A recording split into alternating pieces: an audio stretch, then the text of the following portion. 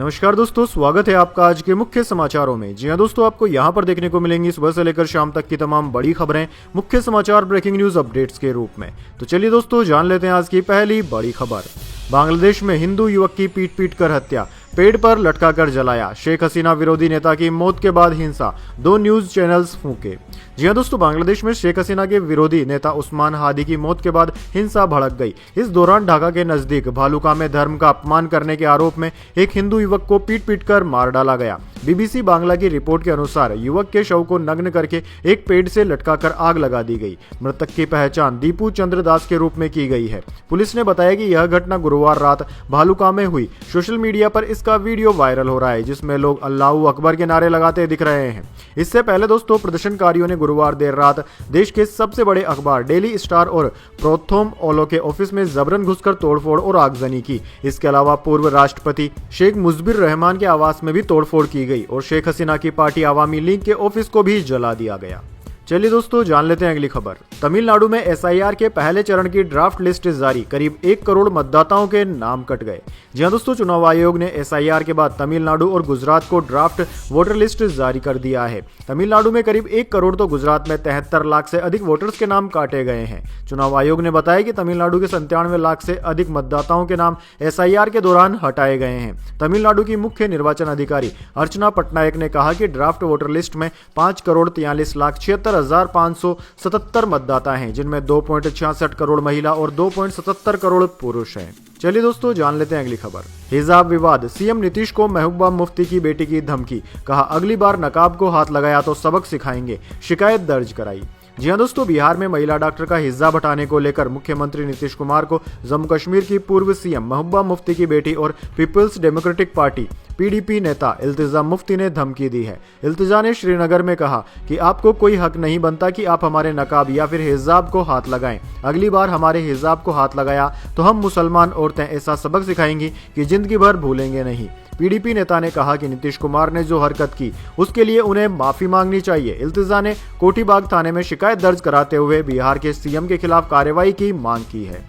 चलिए दोस्तों, जान लेते हैं अगली खबर। सट्टेबाजी केस में युवराज सिंह सोनू सूद की संपत्ति हुई जब्त, मनी लॉन्ड्रिंग से पैसे लेने का लगा आरोप। ईडी ने कई सेलेब्स की 1000 करोड़ की प्रॉपर्टी सीज की।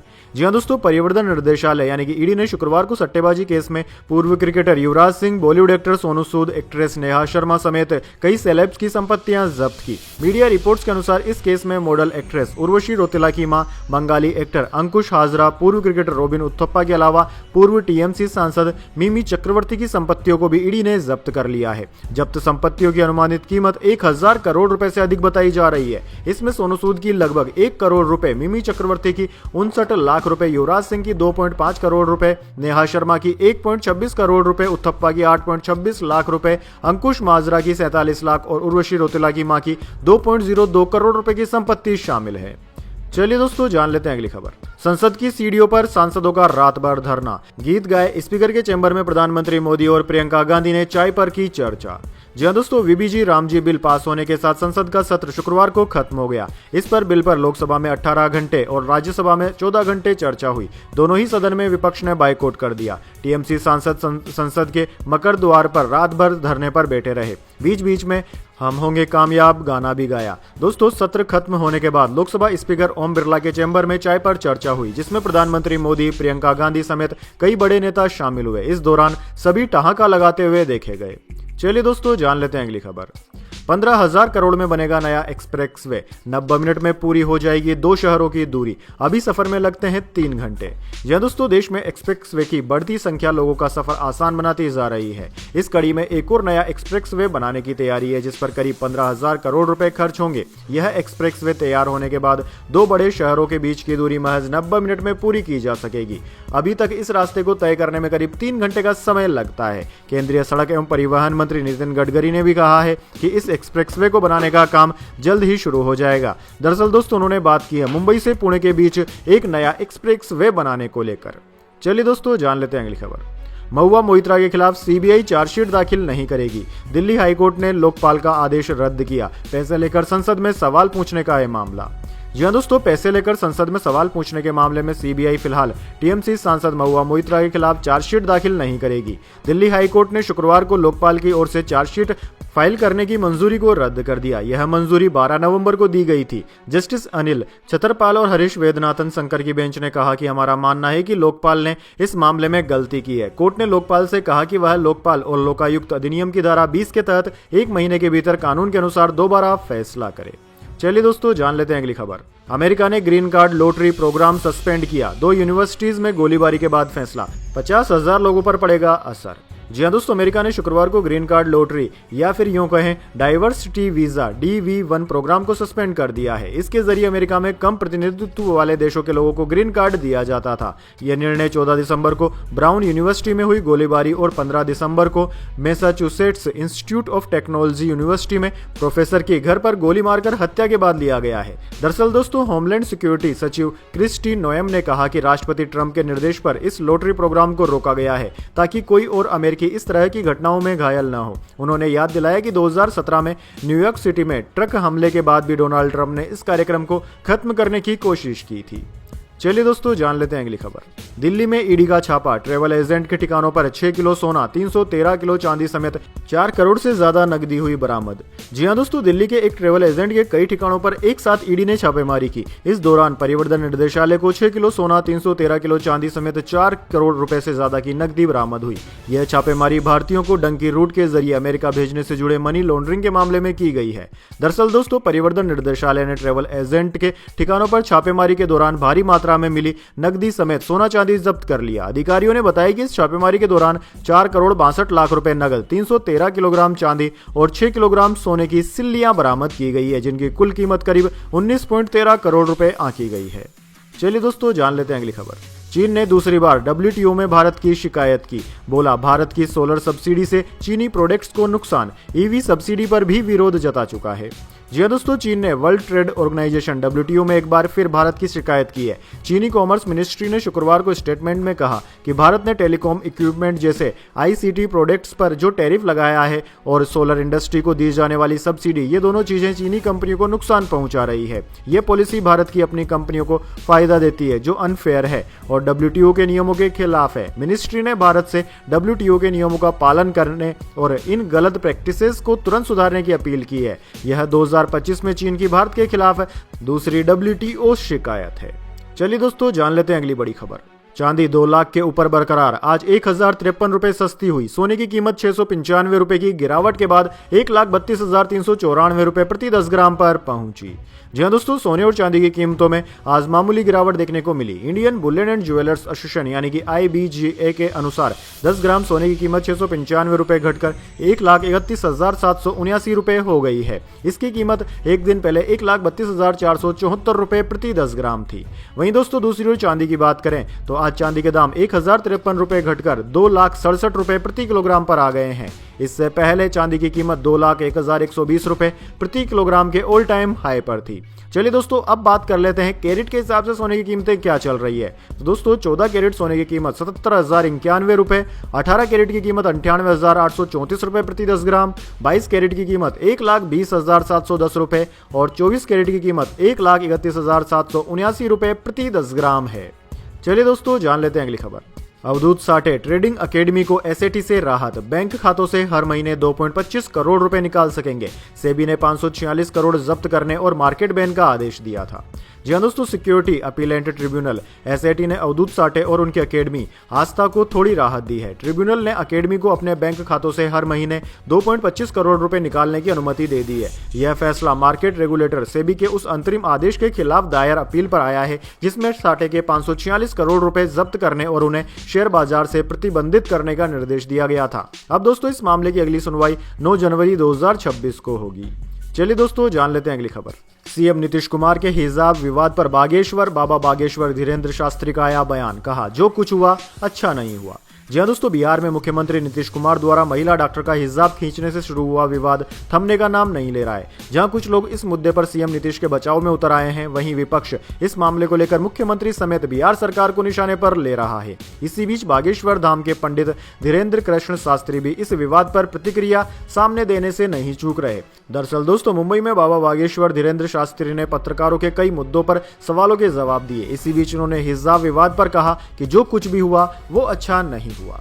चलिए दोस्तों, जान लेते हैं अगली खबर। राजस्थान एमपी के 5 शहरों में तापमान 4 डिग्री, यूपी के 8 जिलों के स्कूल बंद, बिहार में घना कोहरा, 4 सड़क हादसों में 7 की मौतें।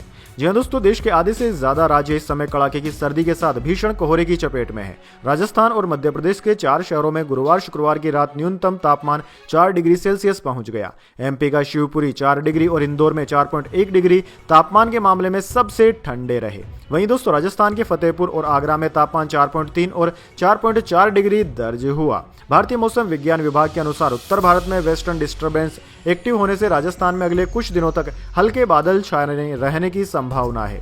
वहीं दोस्तों, दिल्ली, पंजाब, हरियाणा, उत्तर प्रदेश और बिहार में आज घने कोहरे का असर सबसे ज्यादा रहा। भारतीय मौसम विज्ञान विभाग ने 5 राज्यों के लिए रेड अलर्ट जारी किया था। दिल्ली में कोहरे के कारण 150 से ज्यादा फ्लाइट्स कैंसिल हो गई। चलिए दोस्तों, जान लेते हैं अगली खबर। देश में उबाल के बीच बॉर्डर पर जुटे बांग्लादेशी लगाए भारत विरोधी नारे। जी हाँ दोस्तों, बांग्लादेश में हिंसा और अशांति के बीच आज पश्चिम बंगाल के उत्तर 24 परगना जिले के भारत बांग्लादेश बॉर्डर पर भारत विरोधी नारे लगाए गए। सूत्रों के अनुसार पेट्रापोल बेनापोल सीमा पर बांग्लादेश की तरफ से सैकड़ों की संख्या में लोग जमा हो गए और भारत विरोधी नारेबाजी शुरू कर दी। काफी देर तक ये नारेबाजी चलती रही। बाद में बांग्लादेश पुलिस और बॉर्डर गार्ड बांग्लादेश बीजीबी ने लाठीचार्ज कर प्रदर्शनकारियों को खदेड़ा। उधर दोस्तों, बांग्लादेश में मोहम्मद यूनिस की अंतरिम सरकार देश को संभालने में पूरी तरह नाकाम रही। यूनिस के नेतृत्व वाली सरकार में बांग्लादेश एक बार फिर हिंसा की चपेट में है, जहां अल्पसंख्यकों को निशाना बनाया जा रहा है। चलिए दोस्तों, जान लेते हैं अगली बड़ी खबर। दिल्ली में लगातार छठे दिन हवा रही जहरीली, AQI 387। धुंध कोहरे के कारण आज 152 फ्लाइट्स कैंसिल, कल 27 से ज्यादा उड़ानें रद्द हुई थी। जी हाँ दोस्तों, दिल्ली में प्रदूषण के खिलाफ सख्त नियम लागू हो गए हैं। इसके बावजूद लगातार छठे दिन हवा बेहद खराब रही। केंद्रीय प्रदूषण नियंत्रण बोर्ड CPCB के अनुसार सुबह करीब 8 बजे दिल्ली में एयर क्वालिटी 387 दर्ज की गई। शहर में हवा की गुणवत्ता गुरुवार की तुलना में और भी ज्यादा बिगड़ गई। कल शाम 4 बजे शहर का AQI 373 था। प्रदूषण के साथ शहर के ज्यादातर हिस्से जहरीली धुंध की चपेट में है। ITO, गाजीपुर, पालम और ग्रेटर नोएडा के आसपास के इलाकों में भी धुंध की मोटी परत देखने को मिल रही है। वहीं दोस्तों, प्रदूषण कहें या फिर कहें धुंध, इसकी वजह से अंतर्राष्ट्रीय हवाई अड्डा इंदिरा गांधी अंतर्राष्ट्रीय हवाई अड्डा पर 152 फ्लाइट्स को कैंसिल करना पड़ा। सूत्रों के अनुसार कैंसिल होने वाली फ्लाइट्स में 79 दिल्ली से जाने और 73 आने वाली फ्लाइट्स हैं। चलिए दोस्तों, जान लेते हैं अगली बड़ी खबर। श्रीलंका को हराकर फाइनल में टीम इंडिया, अब पाकिस्तान से होगा खिताबी मुकाबला।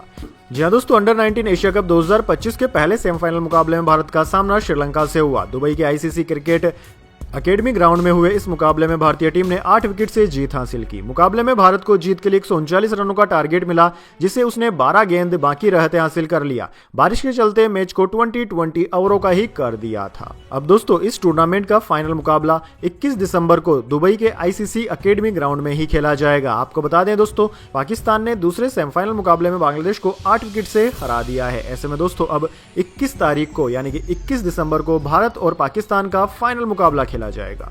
चलिए दोस्तों, जान लेते हैं इसके बाद अगली बबड़ी खबर। लेकिन उससे पहले मेरी आपसे एक छोटी सी रिक्वेस्ट है, अगर दोस्तों आपको अभी तक हमारी न्यूज पसंद आई है तो इसे एक छोटा सा लाइक जरूर दे दीजिए। चलिए आगे बढ़ते हैं। सेंसेक्स 447 अंक चढ़कर 84,929 पर बंद हुआ। निफ्टी भी 150 अंक चढ़ा। ऑटो, रियल्टी और हेल्थ केयर सेक्टर सबसे ज्यादा चढ़े। जी हाँ दोस्तों, लगातार 4 दिन की गिरावट के बाद शेयर बाजार में शुक्रवार को तेजी देखने को मिली। सेंसेक्स 447 अंक चढ़कर 84,929 पर बंद हुआ। निफ्टी में भी 150 अंकों की तेजी रही। ये 25,966 के स्तर पर बंद हुआ। वहीं दोस्तों, सेंसेक्स के सभी 30 शेयरों में से 26 में तेजी और 4 में गिरावट रही। Tata Motors, passenger vehicle, power grid और BEL के शेयर में 2% की तेजी देखने को मिली। निफ्टी 50 के 50 शेयरों में से 41 में आज तेजी और 9 में गिरावट देखने को मिली। बात करें दोस्तों निफ्टी 50 के टॉप गेनर और टॉप लूजर स्टॉक्स की, तो दोस्तों आज के मार्केट में निफ्टी 50 के टॉप गेनर्स में श्रीराम फाइनेंस, मैक्स हेल्थ और BEL रहे, जबकि निफ्टी 50 के टॉप लूजर्स में HCL, हिंडाल्को और कोटक बैंक रहे। चलिए दोस्तों, जान लेते हैं अगली खबर। राजनाथ सिंह बोले, सुदर्शन चक्र से मजबूत होगी देश की सुरक्षा। ऑपरेशन सिंदूर को ध्यान में रखकर आगे की चुनौतियों के लिए तैयार रहे सेना। जी हाँ दोस्तों, रक्षा मंत्री राजनाथ सिंह ने कहा कि भारत का स्वदेशी एयर डिफेंस सिस्टम सुदर्शन चक्र देश की सुरक्षा में महत्वपूर्ण भूमिका निभाएगा। दिल्ली में आयोजित एयरफोर्स कमांडर्स कॉन्क्लेव में गुरुवार को रक्षा मंत्री ने भाग लिया। उन्होंने वायुसेना के शीर्ष अधिकारियों से कहा कि ऑपरेशन सिंदूर से मिले रणनीतिक और ऑपरेशनल संबंधी सबक को ध्यान में रखकर भविष्य की चुनौतियों के लिए तैयार रहें। रक्षा मंत्री ने वायुसेना को तकनीकी रूप से उन्नत, रणनीतिक रूप से आत्मविश्वासी और हर एक परिस्थिति में प्रभावी प्रतिक्रिया देने वाली फोर्स बताया। चलिए दोस्तों, जान लेते हैं अगली खबर। RRP सेमीकंडक्टर पूरी दुनिया में सबसे तेज उछाल वाला शेयर। 15 रुपए का शेयर 20 महीने में 11,095 रुपए का हुआ। ट्रेडिंग पर पाबंदी। जी हाँ दोस्तों, भारतीय शेयर बाजार की एक अजीब घटना ने पूरी दुनिया का ध्यान खींच लिया है। RRP सेमीकंडक्टर के शेयर सिर्फ 20 महीने में 793 गुना यानी कि 69,000% से ज्यादा बढ़ चुके हैं। इतना ज्यादा रिटर्न देने वाली यह दुनिया की एकमात्र कंपनी है। 2 अप्रैल 2024 में RRP का 15 रुपए का ये शेयर इस साल नवंबर में 11,902 रुपए तक चला गया, जो इसका 52 वीक हाई भी था। इसलिए market regulator security and exchange board of India SEBI ने शेयरों में इस उछाल की जांच शुरू कर दी है। BSE ने भी इस कंपनी को सख्त निगरानी के दायरे में डाल दिया है। इस शेयर को अब 1% प्राइस बैंड के साथ हफ्ते में सिर्फ एक दिन ट्रेडिंग की अनुमति दी गई है। चलिए दोस्तों, जान लेते हैं अगली खबर। भावेश अग्रवाल ने ओला इलेक्ट्रिक के 324 करोड़ शेयर बेचे। लगातार 3 दिन में अपनी 2.2% हिस्सेदारी बेची। कंपनी का 260 करोड़ का लोन चुकाया। जी हाँ दोस्तों, ओला इलेक्ट्रिक मोबिलिटी के फाउंडर और प्रमोटर भावेश अग्रवाल ने 18 दिसंबर को लगातार तीसरे कारोबारी सत्र में कंपनी के शेयर बेचे। 3 दिनों में वे करीब 2.2% हिस्सेदारी बेच चुके हैं, जिसकी कुल वैल्यू 324 करोड़ रुपए से ज्यादा है। एक्सचेंज फाइलिंग के मुताबिक भावेश अग्रवाल ने गुरुवार को ओला इलेक्ट्रिक के 2.83 करोड़ इक्विटी शेयर, कुल पेड अप कैपिटल का 0.64%, 31.9 रुपए प्रति शेयर की औसत कीमत पर बेच दिए। वहीं इस सौदे से उन्हें करीब 90.3 करोड़ रुपए मिले। चलिए दोस्तों, जान लेते हैं अगली खबर। पुतिन बोले, यूक्रेन नाटो में शामिल होने की जिद छोड़े तभी शांति आएगी। संपत्ति जब्त करने पर कहा, यूरोपीय संघ चोरी नहीं डकैती कर रहे हैं। जी हाँ दोस्तों, रूस के राष्ट्रपति व्लादिमीर पुतिन शुक्रवार को दोपहर सालाना ऑनलाइन प्रेस कॉन्फ्रेंस कर रहे हैं। इस दौरान पुतिन ने यूक्रेन युद्ध पर अपनी पुरानी दलील दोहराई। उन्होंने कहा कि रूस शांति के रास्ते से युद्ध खत्म करने को तैयार है, लेकिन यूक्रेन को नाटो में शामिल होने की जिद छोड़नी होगी, तभी शांति आएगी। वहीं यूरोपीय संघ के रूस की संपत्ति जब्त करने के सवाल पर पुतिन ने कहा कि यूरोपीय संघ चोरी नहीं डकैती कर रहा है। चोरी तो छिपकर होती है, ये सब खुलेआम हो रहा है, लेकिन रूस अपनी संपत्ति वापस लेकर रहेगा। चलिए दोस्तों, जान लेते हैं अगली बड़ी खबर। स्टेचू ऑफ यूनिटी के शिल्पकार राम सुतार का हुआ निधन। नोएडा में ली अंतिम सांस। रामलल्ला की मूर्ति बनाने वाले शिल्पकार योगीराज ने साझा की यादें। जी हाँ दोस्तों, दुनिया की सबसे ऊंची प्रतिमा स्टेचू ऑफ यूनिटी बनाने वाले मूर्तिकार राम वानजी सुतार का गुरुवार देर रात नोएडा में 100 साल की उम्र में निधन हो गया। वे कुछ समय से बीमार थे। सुतार ने संसद भवन परिसर में ध्यान मुद्रा में बैठे महात्मा गांधी की मूर्ति और दिल्ली में घोड़े पर सवार छत्रपति शिवाजी की मशहूर प्रतिमा भी बनाई थी। दरअसल दोस्तों, अयोध्या में रामलला की मूर्ति बनाने वाले शिल्पकार अरुण योगीराज ने बताया कि 2022 में उनका सुतार जी से मिलना उनके लिए जीवन का बड़ा खास अनुभव रहा था। चलिए दोस्तों, जान लेते हैं अगली बड़ी खबर। हिजाब विवाद। दोस्त बोली, कल नौकरी ज्वाइन करेगी नुसरत, वो हमेशा पर्दे में रहती है। सीएम ने जो किया गलत, किसी को हक नहीं जिस्म छूने का। जी हाँ दोस्तों, मुस्लिम महिला डॉक्टर नुसरत परवीन के हिजाब खींचे जाने पर एक और जहां बिहार में राजनीति गरमाई हुई है, वहीं डॉक्टर नुसरत परवीन की सीएम नीतीश कुमार से कोई नाराजगी नहीं है। राजकीय तिब्बी कॉलेज के प्रिंसिपल प्रोफेसर मोहम्मद महफजूर रहमान ने नौकरी न ज्वाइन करने की अटकलों पर विराम लगाते हुए कहा कि डॉक्टर नुसरत परवीन की उनकी दोस्त से बात हुई है। उसने कहा है कि वह मुख्यमंत्री से नाराज नहीं है। कल 20 दिसंबर को नौकरी ज्वाइन करेगी। दरअसल दोस्तों, 15 दिसंबर को ज्वाइनिंग लेटर वितरण कार्यक्रम के दौरान मुख्यमंत्री नीतीश कुमार ने नुसरत का हिजाब हल्का सा सरका दिया था। तब से यह मामला तूल पकड़ रहा है। तो दोस्तों, यह थी आज की तमाम बड़ी खबरें। इसके बाद दोस्तों बारी आती है आज के माइंड क्यूज क्वेश्चन की। जी हाँ दोस्तों, एक आसान से सवाल का जवाब देकर आप जीत सकते हैं एक सरप्राइज गिफ्ट हमारे यूट्यूब चैनल की ओर से। तो दोस्तों, आज का सवाल आपकी स्क्रीन पर आ चुका है। पृथ्वी के सबसे बड़े महाद्वीप का नाम क्या है? जी हाँ दोस्तों, अगर आप जानते हैं पृथ्वी के सबसे बड़े महाद्वीप का नाम, तो जल्दी से उसका नाम कमेंट्स में लिख दीजिए। अगर दोस्तों आपका जवाब होता है एकदम सही और आप चुन जाते हैं लकी विजेता के रूप में, तो आपको मिल सकता है एक सरप्राइज गिफ्ट हमारे यूट्यूब चैनल की ओर से। तो दोस्तों जल्दी से अपना उत्तर कमेंट्स में लिख दीजिए, वीडियो को लाइक कर लीजिए और चैनल को सब्सक्राइब करके बेल आइकन भी दबा लीजिए। धन्यवाद। वंदे मातरम। जय हिंद, जय भारत।